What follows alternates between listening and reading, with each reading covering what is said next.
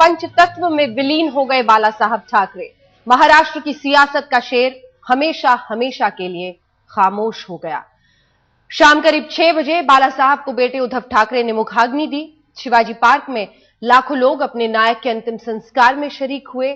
सियासत से लेकर बॉलीवुड तक तमाम दिग्गज शामिल हुए। अमर रहे, अमर रहे, अमर रहे, अमर रहे, परत या, परत या।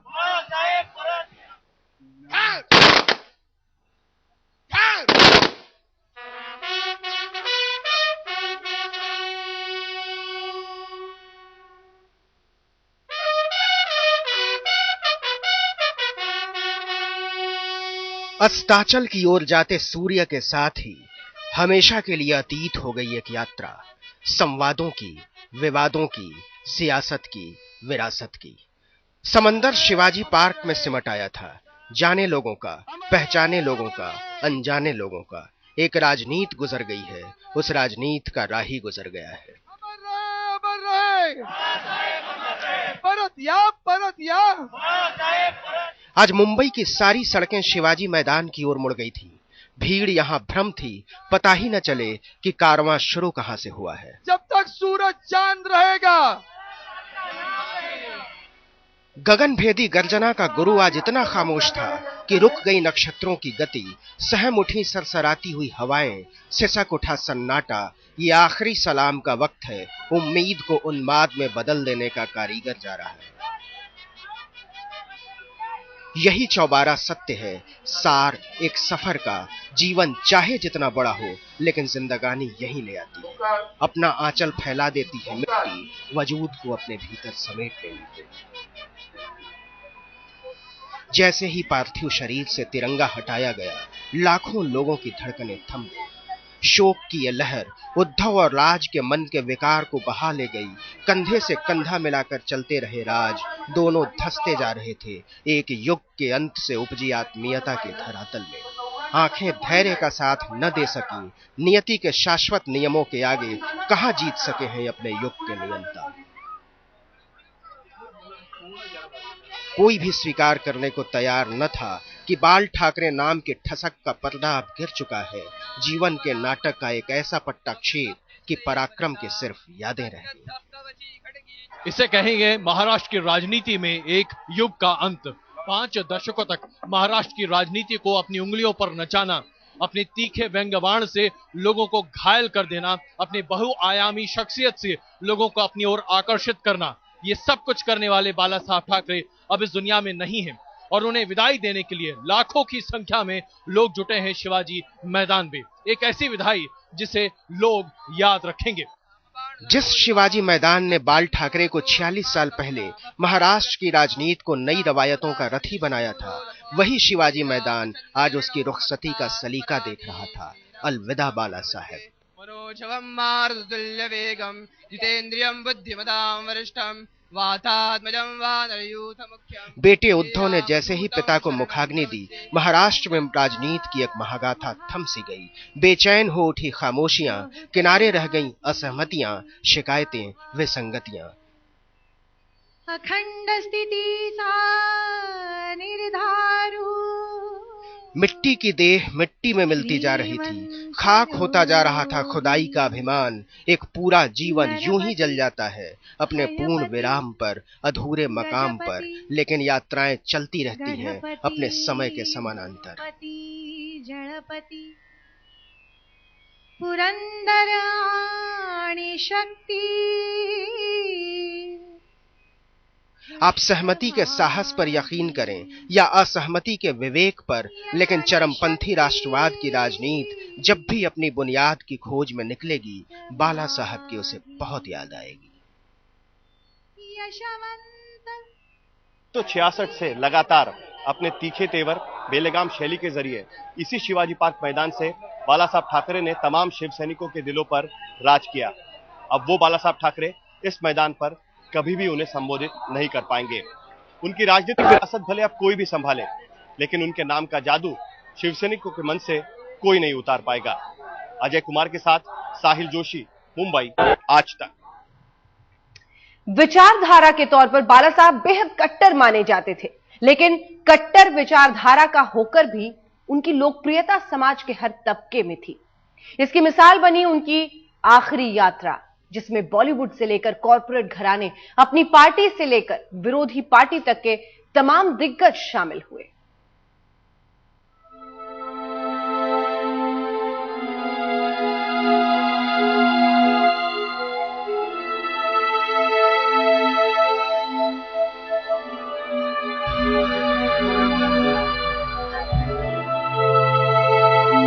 चाहे फिल्मी हस्तियां हों या फिर कॉरपोरेट दिग्गज, चाहे शिवसेना या सहयोगी पार्टी के लोग हों या फिर विरोधी दलों के नेता, मुंबई के शिवाजी पार्क में बाला साहेब ठाकरे को आखिरी विदाई देने के लिए समाज के हर तबके से लोगों का सैलाब उमड़ा हुआ था। सबसे पहले उद्योगपति अनिल अंबानी सदी के महानायक अमिताभ बच्चन के साथ पहुंचे। बॉलीवुड के शहंशाह और बाला साहेब का रिश्ता 40 साल पुराना है। पिछले दिनों जब बाला साहेब की तबीयत बुरी तरह बिगड़ी थी, तो अमिताभ ने ब्लॉग में बताया था कि फिल्म कुली की शूटिंग के दौरान हादसे में जख्मी होने पर जब वो जिंदगी और मौत से लड़ रहे थे, तो किस तरह बाला साहेब ने उन्हें हौसला दिया था।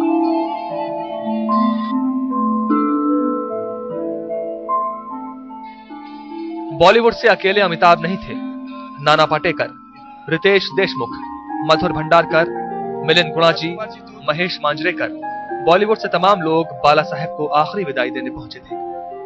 शिवाजी पार्क में बॉलीवुड की मौजूदगी बता रही थी माया नगरी में बाला साहेब के कद को। बाला साहेब को श्रद्धांजलि देने के लिए रविवार को न सिर्फ मुंबई में सिनेमा हॉल बंद रहे, बल्कि फिल्मों की शूटिंग भी बंद रही। सियासत की बात करें तो शिवसेना और बीजेपी से बड़ी तादाद में नेता मौजूद थे। लाल कृष्ण आडवाणी, सुषमा स्वराज, अरुण जेटली, मेनका गांधी, नितिन गडकरी, गोपीनाथ मुंडे, प्रकाश जावड़ेकर, शाहनवाज हुसैन बीजेपी से पहुंचे थे, तो शिवसेना के तमाम छोटे बड़े नेताओं के साथ संजय राउत, मनोहर जोशी वहां व्यवस्था संभाल रहे थे। एनसीपी से शरद पवार, सुप्रिया सुले, प्रफुल्ल पटेल, छगन भुजबल भी, कांग्रेस से राजीव शुक्ला, संजय निरुपम मुंबई के शेर को विदाई देने पहुंचे थे। इनकी मौजूदगी ये बताने के लिए काफी है कि बाला साहेब होने का मतलब क्या था। विचारधारा को लेकर मतभेद होने के बावजूद व्यक्तिगत स्तर पर वो विरोधियों के बीच भी कितने सम्मानित थे। जिंदगी के हर क्षेत्र में उनका दबदबा था। महाराष्ट्र की सियासत के कद्दावर नेता रामदास अठावले, वीएचपी के प्रवीण तोगड़िया, आध्यात्मिक गुरु भय्यू जी महाराज, मशहूर उद्योगपति वेणुगोपाल धूत भी इस मौके पर पहुंचने वाले अहम लोगों में से थे। बाला साहेब ठाकरे को मुंबई का शेर कहा जाता था। शव यात्रा में उमड़ी भीड़ बता गई कि उन्हें यह खिताब यूं ही नहीं दिया गया था। आदित्य अमन, मुनीश पांडे और वीरेंद्र सिंह गुणावत के साथ साहिल जोशी, मुंबई आज तक। और महाराष्ट्र की सियासत का यही शेर आज हमेशा के लिए खामोश हो गया। बाला साहब पंचतत्व में विलीन हो गए। सुबह ही घर से शिवाजी पार्क तक के लिए उनकी शव यात्रा निकाली गई थी, जिसमें पूरे रास्ते लाखों की तादाद में लोग सड़कों पर उतरे। लाखों लोग अपने नायक की आखिरी झलक पाने मुंबई की सड़कों पर जमा रहे।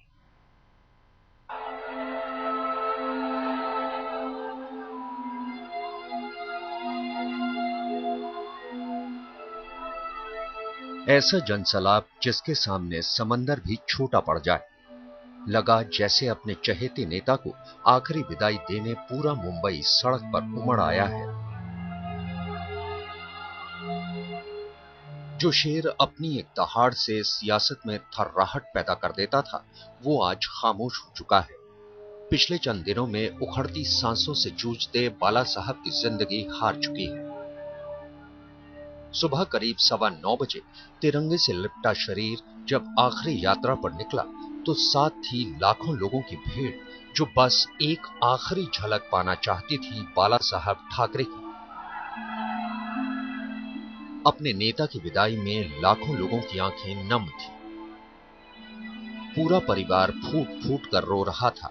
उद्धव के सर से सिर्फ पिता का साया नहीं उठा, बल्कि एक ऐसी सियासी शख्सियत रुखसत हुई जिसकी छांव तले उद्धव भी राजनीति में मंज रहे थे। चाचा से सियासत विरासत में पाने वाले राज भी तमाम इंतजामों में मशगूल थे। भाई उद्धव के साथ तो नहीं दिखे, लेकिन वो अपने गम पर काबू पाते हुए आखिरी विदाई की तैयारियों का जायजा लेते रहे। जिस ट्रक पर बाला साहब का पार्थिव शरीर रखा गया था, उस पर उनका पूरा परिवार नजर आ रहा था, लेकिन भतीजे राज ठाकरे नजर नहीं आए। यात्रा में भी वो कुछ देर ही साथ दिखे। उधर आखिरी दर्शन को उमड़ी भीड़ से चंद कदमों का फासला भी मीलों का सफर बनता गया। मातोश्री से शिवाजी पार्क तक 6 किलोमीटर के इस आखिरी सफर में 9 घंटे से भी ज्यादा का वक्त लगा।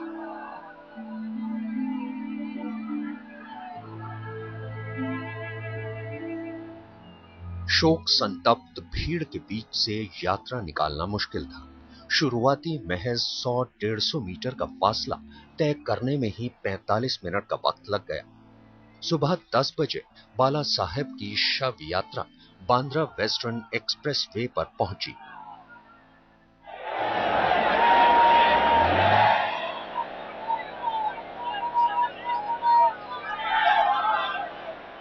अगले आधे घंटे में लाखों चाहने वालों के बीच बाला साहेब का पार्थिव शरीर माहिम काउज पे पहुंचा।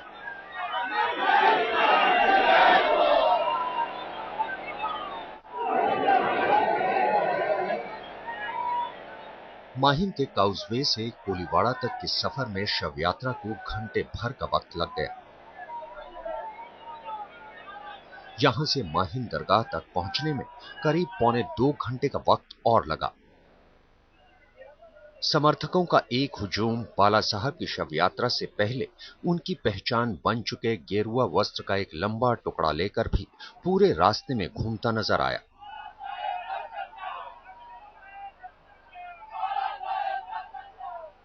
उधर उनकी एक आखिरी झलक पाने की ऐसी बेताबी कि सड़क पर तिल रखने की भी जगह नहीं बची थी। सेना भवन के पास छत की मुंडेरों और होर्डिंग्स तक पर लोग नजर आ रहे थे। मातोश्री से निकलकर शिवसेना भवन के बीच की करीब 5 किलोमीटर की दूरी तय करने में 6 घंटे से ज्यादा का वक्त लग गया। दोपहर करीब 3:15 बजे कारवा सेना भवन पहुंचा। कुछ देर के लिए यहां बाला साहब के पार्थिव शरीर को सेना भवन लाया गया। शिवसेना के दफ्तर में उनके नायक की ये आखिरी यात्रा थी।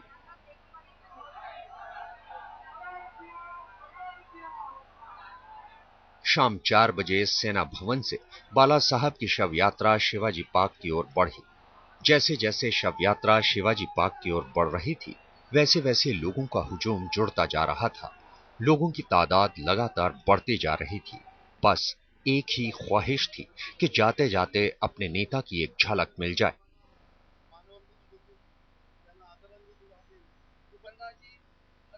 शाम 5 बजे शिवसेना सुप्रीमो बाला साहब की आखिरी यात्रा पूरी हुई। पार्थिव शरीर शिवाजी पार्क पहुंचा पंचतत्व में विलीन होने। राजेश, मुनीश और अमिताभ के साथ साहिल जोशी, मुंबई, आज तक। दिल में उमड़ता गम का समंदर और कंधे पर जिम्मेदारियों का बोझ। बाल ठाकरे के ना रहने का एहसास शिवसेना के कार्यकारी अध्यक्ष और उनके बेटे उद्धव ठाकरे को जज्बाती बना गया। बेटे के जज्बात आंखों से छलकते रहे, लेकिन फर्ज गम की इस घड़ी में भी याद दिलाता रहा कि बाला साहब की विरासत शिवसेना के सेनापति को कमजोर होने की इजाजत नहीं देती। श्री सीतारामचंद्रो देवतानुष्टुप छंदः सीता शक्तिः श्रीमद्हनुमान कीलकम् श्री रामचंद्र प्रीत्यर्थे। अब सिर पे नहीं होगा वो हाथ जिसके छाये में मराठी मानुष के साथ साथ एक बेटा भी खुद को महफूज पाता था। अब इसे आखिरी मिलन कहिए या आखिरी विदाई। जिस पिता के साये में जिंदगी के सारे उतार चढ़ाव गुजरे, उस पिता को हमेशा के लिए खोने का गम बर्दाश्त करना आसान नहीं होता। दिल हार जाता है, आंखें आंसुओं के सैलाब को रोक नहीं पाती। अपने पिता बाला साहब ठाकरे को आखिरी बार और हमेशा के लिए घर से विदा करते वक्त अपनी भावनाओं के समंदर को थाम नहीं पाए उद्धव ठाकरे। भीतर भरा ज्वार आंसुओं की धार बनकर फूटने लगा।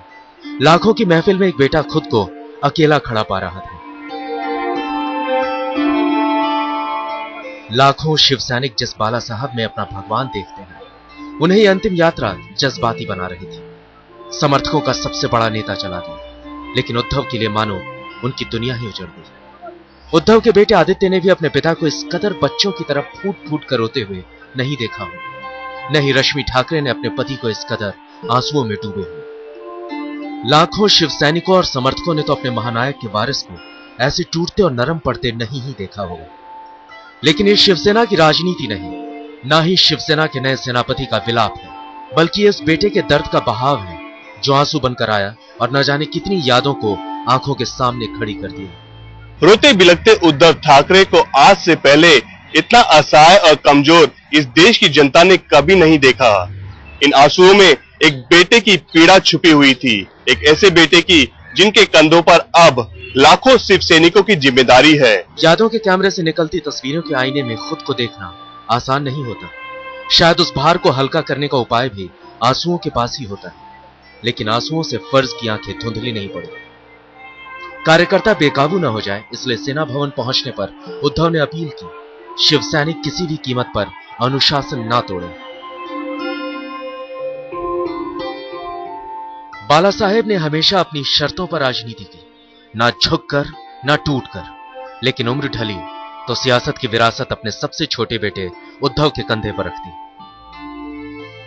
लेकिन उसी कंधे पर जब पिता की अर्थी का बोझ आया तो ना आंखों में उमड़ा सैलाब थमा और ना ही लाखों दिमाग में खटकते इस सवाल का जवाब किसी को सूझा कि अब किस राह जाएगी बाला साहब की विरासत।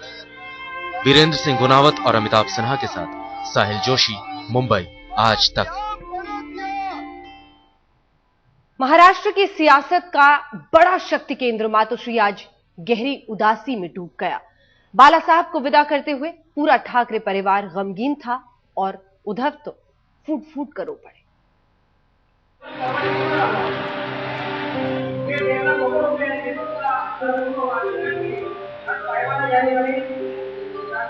उद्धव ठाकरे की आंखों से जज्बात का ज्वार उमड़ा तो कंधे पर अचानक पहाड़ सा बोझ भी महसूस हुआ।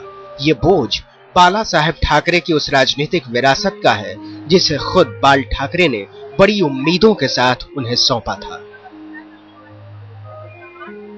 अभी क्या है, उम्र आया बढ़ गई ना, रनिंग 81 और ऐसे उम्र में शरीर भी थकता है।